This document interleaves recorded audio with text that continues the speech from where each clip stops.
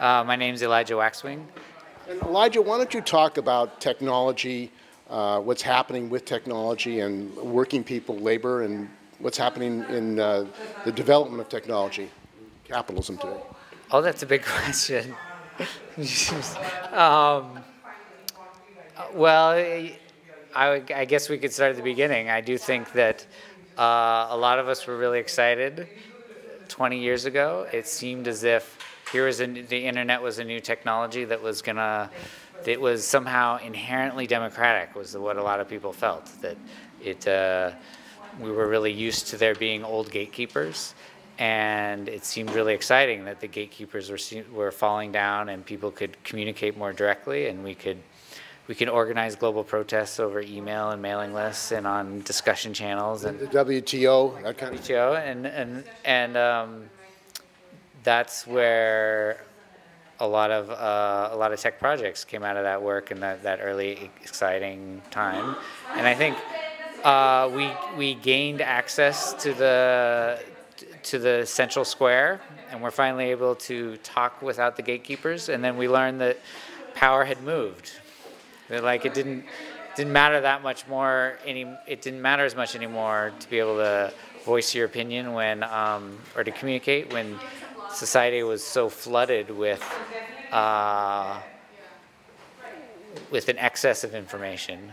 And also, we were encouraged to participate more and more and more. And the design was, all the user interfaces were designed to be extra sleek and seductive and to be easy to use, because it turns out capitalism figured out how to make money off of all this information, this flows of all this information. And all they had to do was capture that stream of clicks and capture our behaviors. And we discovered that actually in participating in the square, we were fueling this giant engine and filling these databases where artificial intelligence algorithms were mining all this data we were creating to peer into our souls and find out our deepest insecurities and our desires. And I think, a lot of us came to terms with the way, or started to be able to understand, that consumer capitalism existed by creating false desires in us and then giving us false choices. So, you're not good enough and you need this beauty cream to make you better, or here's 10 brands of toothpaste. You can have any toothpaste you want. You have all the choice in the world, and they're all exactly the same and made with the same labor standards and produced in the same way. And so that was what it seemed like consumer capitalism as experienced by consumers and workers was about. But we've now entered into this new era where capitalism has figured out how to make money on information in a way it didn't anticipate. And it's figured out how to monetize all the surveillance, and figured out that the most valuable commodity is actually our behavior, and it's all of our choices and our desires and our fears, that itself can be a commodity. And in that context, all this freedom and choice that we thought we were getting with the internet has become the way in which capitalism exerts its power over us. That's pretty dystopian. Well, I mean, I think... Is that manipulation of what people want, and news and information, and what? It's dystopic, but it's recent. So there was a huge tech bubble in the 90s that wasn't based on this. And then after all the tech companies went belly up in 2000, and like the NASDAQ lost 80% of its value in a week, the companies that were left standing happened to be ones that had built these big databases by observing people's behavior. So it was Amazon and Facebook and Google. I mean, Facebook came a little later, but the companies left standing and eBay were the ones that had figured out how to gather lots of data by getting people to import the data for free or watching their behavior. And so very quickly, just by, the competition in the market, the companies that were building business models around surveillance were the ones that were making the most money. And so, yes, it's a particular moment we're in, but it's a new thing, and it's definitely, it's been a long time coming. So But And this is going also in China, the competition between the United States, big data, control of information. so, I guess specifically in terms of China, the one of the sobering things to realize is that all of the tools and the innovations that companies in Silicon Valley come up with, and all of the ways that they derive to monetize our behavior, are easily repurposed by the Chinese government for just straight up authoritarian control. So what looks like a fun app in maybe the rest of the world, the Chinese government repurposed to be a social score where there's one score that determines your entire outlook in life. I mean, not yet, but that's the direction we're going, where if they data mine all the data they have on you, and if your score is not high enough, you don't have travel privileges. And they're using face recognition for just tickets, jaywalking tickets, and face recognition everywhere. And so the problem with this surveillance economy that we've built, not only is it built on this idea of free labor, where you don't pay anybody for all this valuable data they're producing, because you've given them games to do it, and they're contributing their free unpaid labor.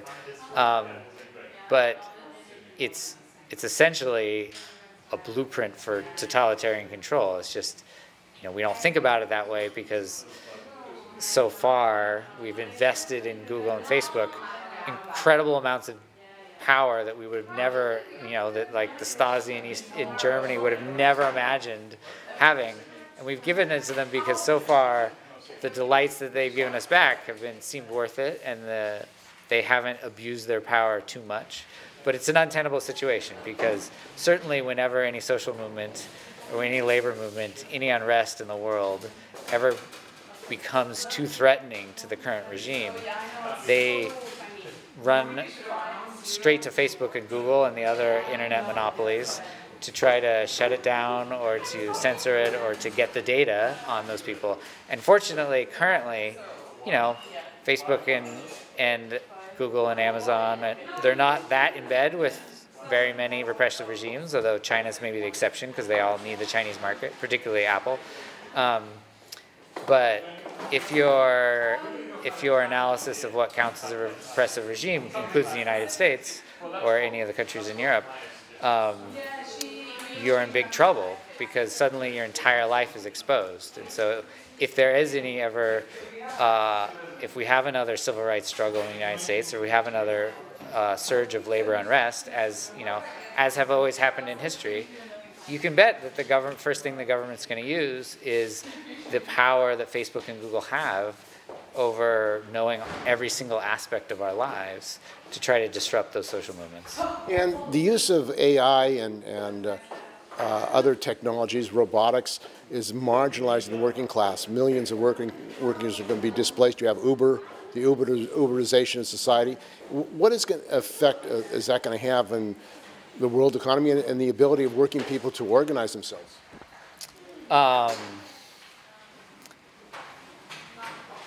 So it's definitely a threat in that a single AI might displace 1 million jobs. Like that's, there's 10 million people in the United States employed directly or indirectly on shipping alone and driving and trucking. And that's a pretty radical change. Maybe all of those jobs will be lost.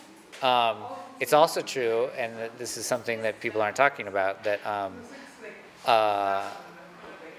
machines always compete with labor. So it's not as if when labor is displaced, it vanishes.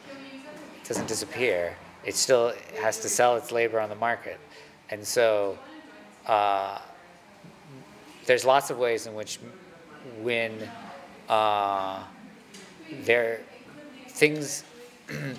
robots that now seem profitable might not seem as profitable in the future if the power of labor is undermined and wages are depressed.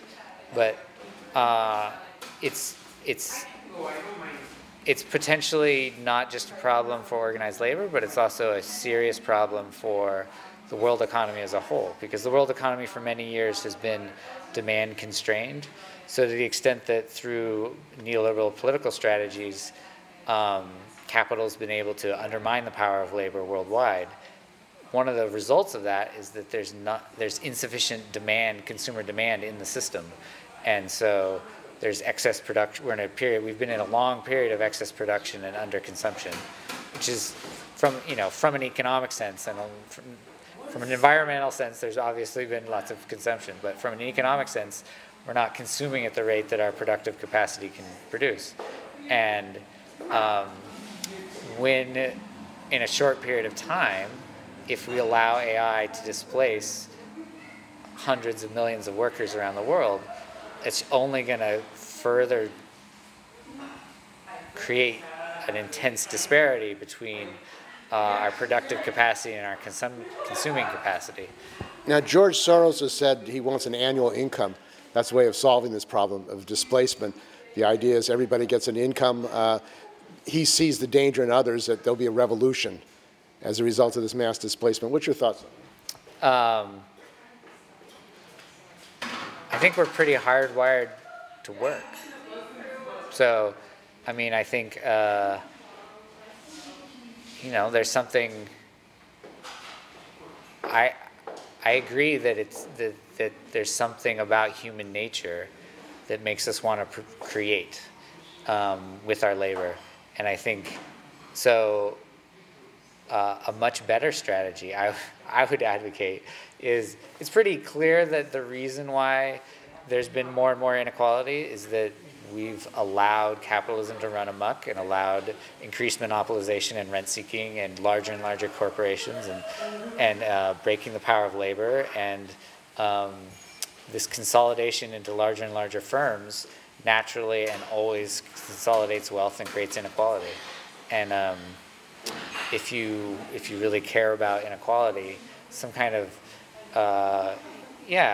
artificial redistribution is not gonna actually get at the heart of what the problem is. So long as you allow a few monopolies to be exhibit just rent-seeking behavior in the whole economy, a little bit of artificial redistribution is not going to help anyone, and it's also not going to make us feel like whole humans unless we have labor that feels productive.